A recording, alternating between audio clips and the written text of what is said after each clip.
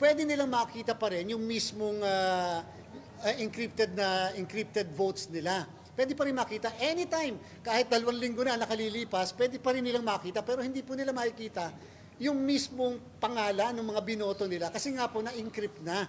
Once na nakas yung boto, encrypted na. Pero kahit kopyahin nila yung mismong encrypted na salita o script na tinatawag, ikumpara nila sa bawat araw na lilipas, pare-parehas po yun. Kasi ibig sabihin, yung boto niya na andon, na preserve, hindi po nagagalaw. So, yung po ay protection talaga natin upang hindi naman po magamit sa pagpapabenta nga ng boto. Pero naandyan yon at kung gusto nila mag-verify later kapag po tayo natapos sa pagpaboto sa Mayo 12, piprint po yan ng mismo mga post at makikita po nila yung po mismo na mga balota na binoto po nila kung sila po yon.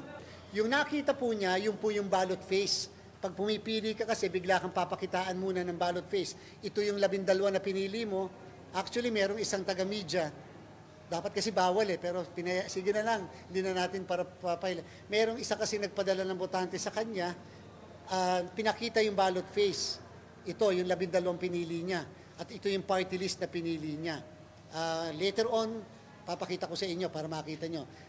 Sila naman, sa kanila naman galing. And therefore, ibig sabihin, pinicture ng botante yung kanyang balota bago niya i-cast.